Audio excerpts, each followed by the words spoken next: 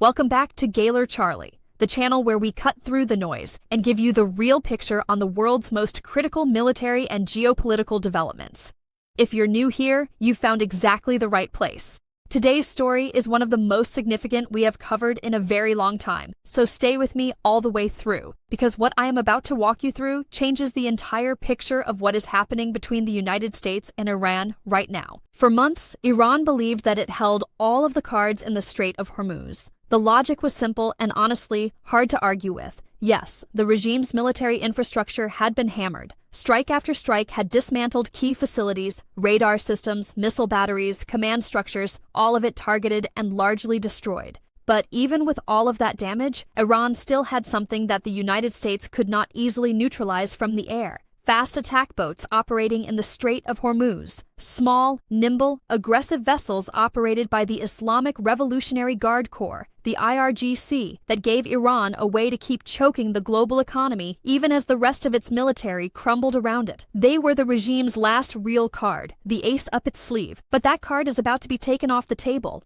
On March 14th, multiple major outlets, including the BBC, reported that the United States was sending more warships toward Iran. On its own, that might not sound groundbreaking. We have seen U.S. naval assets move in that direction before. Carrier strike groups repositioned, strikes launched. Naval movements have become somewhat familiar over the last several weeks of this conflict. But what is happening right now is fundamentally different in a way that matters enormously. Because leading this latest deployment is the USS Tripoli, and the USS Tripoli is not a standard warship. The USS Tripoli is an amphibious assault ship, and it is sailing at full speed toward the Middle East while carrying something that Iran never expected to see heading its way, an elite U.S. Marine Expeditionary Unit. Let that sit with you for a moment. Not additional air assets, not another destroyer or cruiser. Marines, boots on a ship heading toward Iran's doorstep. And this, without any exaggeration, is Iran's worst nightmare. The formation the USS Tripoli is leading is known as an Amphibious Ready Group, or ARG.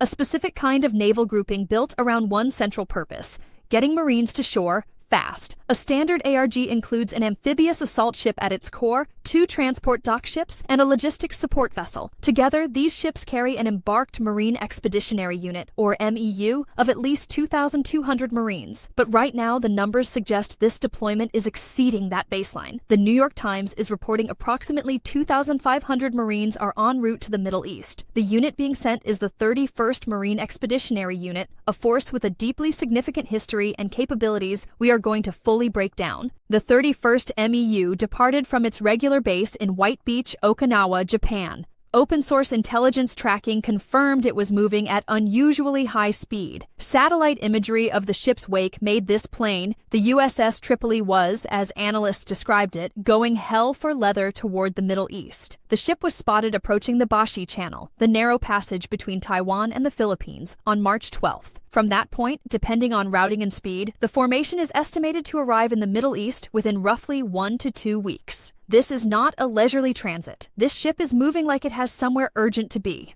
And the timing of what happened right before the deployment became public is telling. On March 12th, the same day the Tripoli was spotted in the Bashi Channel, the U.S. Indo-Pacific Command published imagery of sailors on the ship conducting a live fire exercise the previous day, on March 11th, officially described as routine. But a live fire exercise on March 11th, the ship spotted in the Bashi Channel on March 12th, and the full deployment announced on March 14th. That sequence does not look like routine maintenance. That looks like a unit getting ready for what comes next. According to the War Zone, this deployment was not a regional command decision. The movement of this entire ARG received direct personal approval from U.S. Secretary of Defense Pete Hegseth himself. That level of authorization, signed off at the very top of the Pentagon, tells you exactly how seriously Washington is taking what is happening in the Strait of Hormuz right now. This is deliberate, high-level, and has clear strategic intent behind it. And the USS Tripoli may only be the beginning. Open-source intelligence analyst Ian Ellis posted on X that there are additional ARGs and task forces positioned throughout the Pacific that could be ordered toward Iran at any moment. Task Force Ashland is currently stationed in Thailand. The USS Arlington,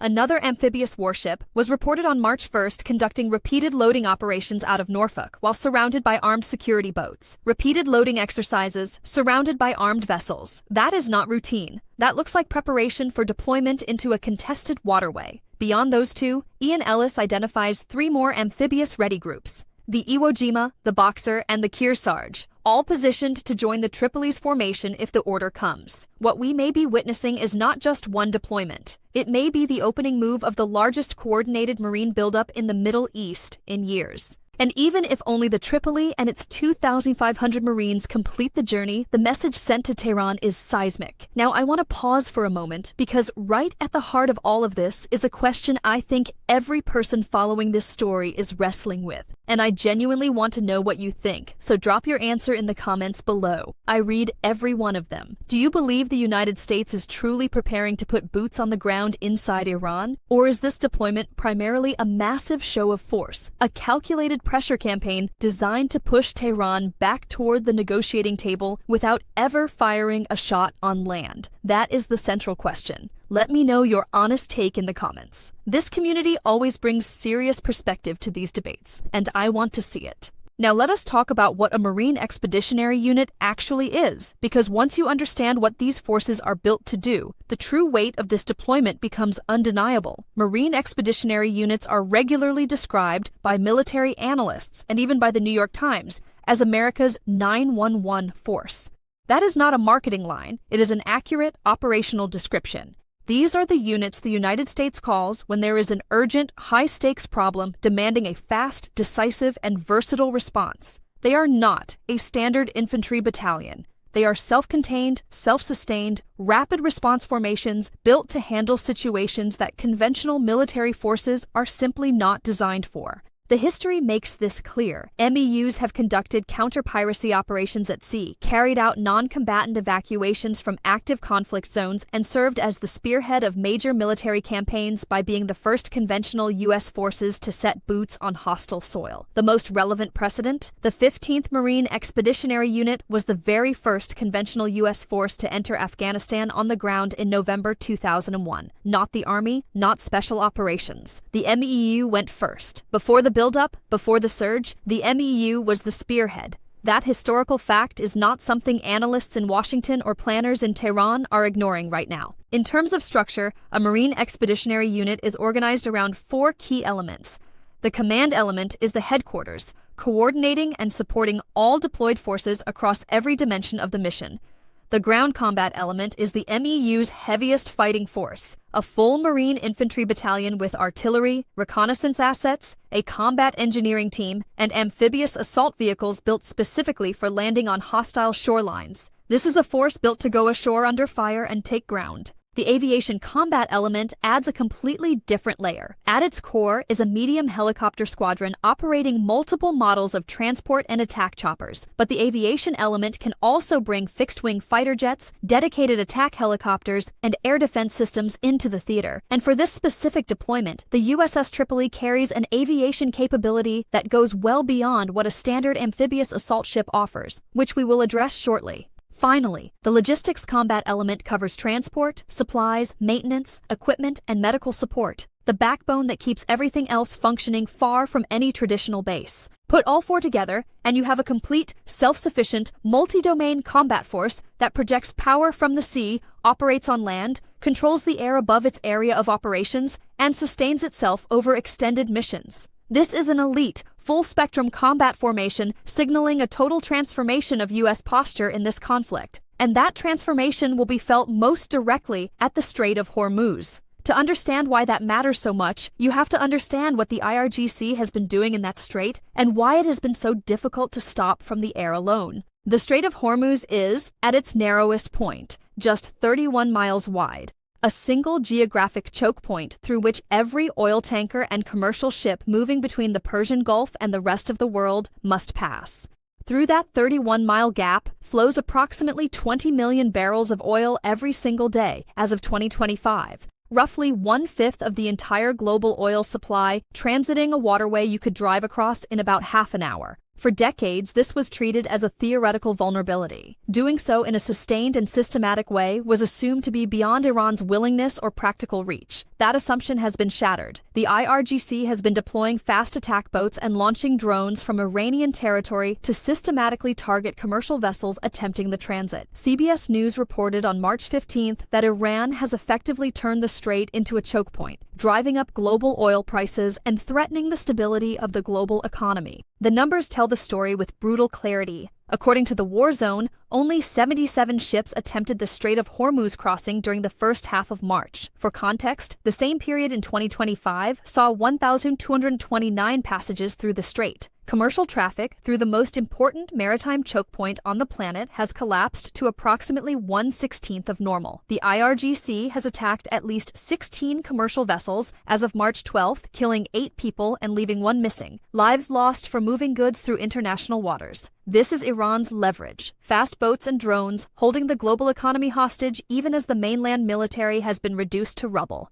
As long as the IRGC can operate those fast boats and launch those drones, it can strangle that 31-mile gap. And strangling that gap means strangling global energy markets and giving a severely weakened regime the ability to punch far above its actual remaining military weight. Secretary of Defense Hegseth addressed this directly at a press conference on March 13th. He said, quoting directly, "The only thing prohibiting transit in Hormuz right now is Iran shooting at shipping. It is open for transit should Iran not do that." He added that the U.S. is already dealing with Iran's attacks and will not allow the Strait of Hormuz to remain contested. Those are not diplomatic softeners. That is a statement of intent, backed by an ARG currently moving at maximum speed directly toward that waterway. The U.S. has a plan. Its shape is coming into focus. And that brings me to the second question I genuinely want you to answer in the comments today. If the United States launches direct ground and amphibious operations around the Strait of Hormuz, targeting IRGC island bases, fast boat staging areas, and drone launch sites, do you think that kind of operation would actually succeed in permanently reopening the strait to global shipping?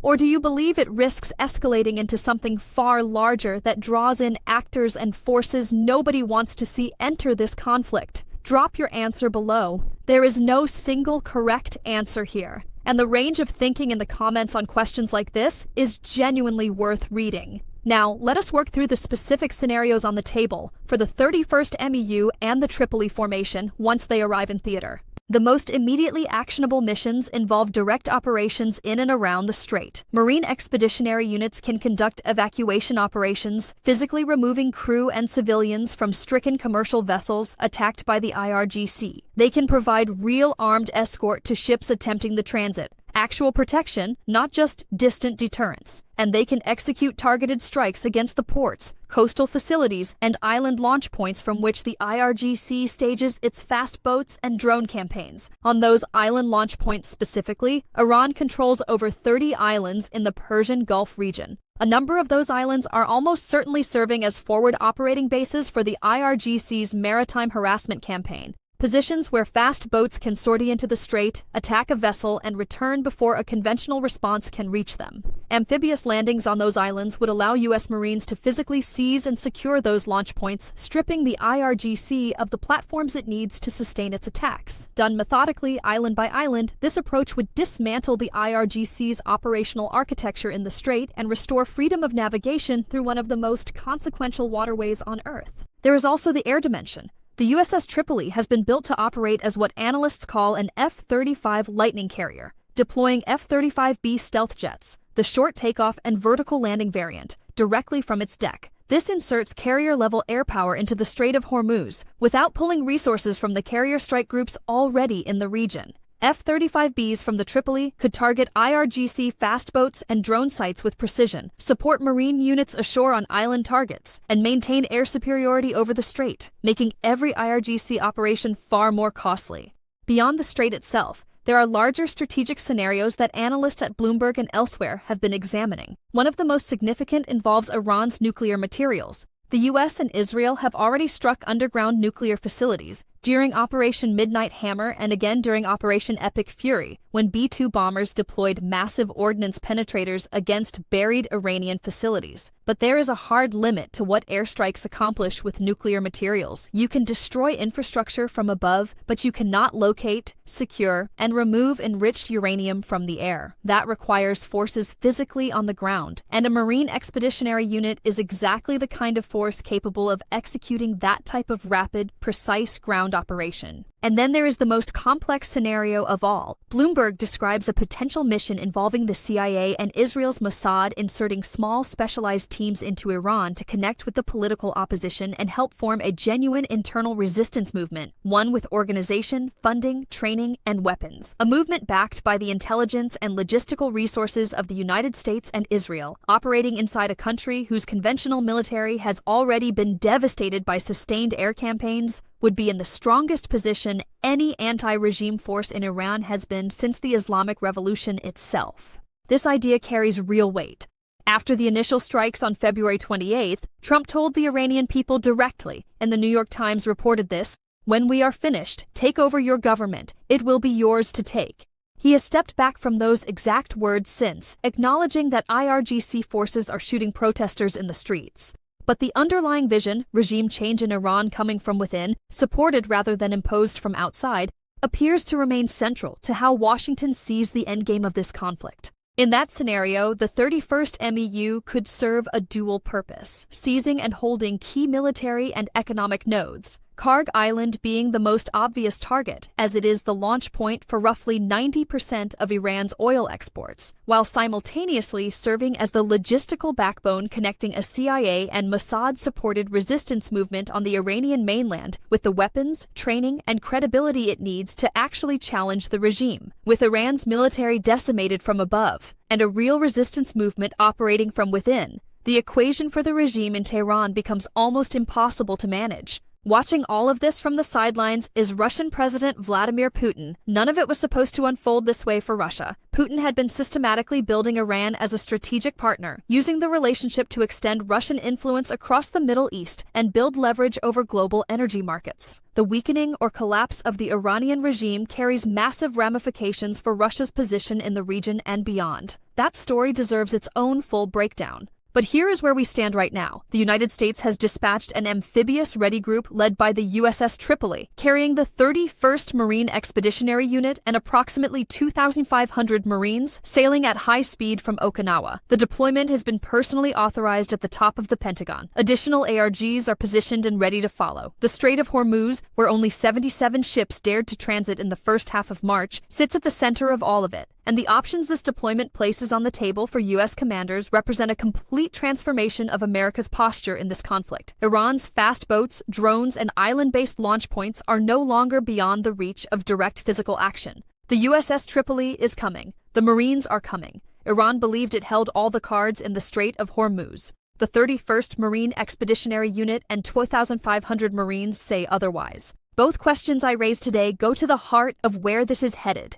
Is this a genuine buildup toward boots on the ground, or a pressure play designed to force Tehran's hand without a land operation? And if U.S. forces do go in, does it work? Or does it spiral into something far larger than anyone intends? I want to hear your answers to both in the comments. This is the conversation that matters right now, and I read every single response. If you are not already part of the Gaylor Charlie community, now is the time. This story is moving fast, and you do not want to be catching up after the fact. Every breakdown on this channel is built to give you the full picture, not just the headline. Hit that subscribe button and stay ahead of the curve. Stay sharp. This is Gaylor Charlie, and we will see you in the next one.